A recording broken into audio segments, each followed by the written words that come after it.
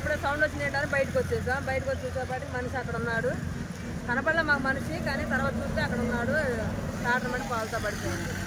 మనిషి కొద్దిగా బాగానే ఏం చెప్పలేదు, బాగానే దెబ్బలు తగిలినాయి. మరి ఈ బస్సులో వాళ్ళకండి బస్సు ఏం కాలేదు? బస్సు ఇక ఆగలేదు. బస్సు మంటలు కింద మంటలు వస్తున్నాయి. బస్సు లాగించుకోలేదు సార్, ఊరు బయట ఆపేశారు బస్సు. బస్సు ఆగలేదు, ఊరు బయట ఆగింది బస్సు.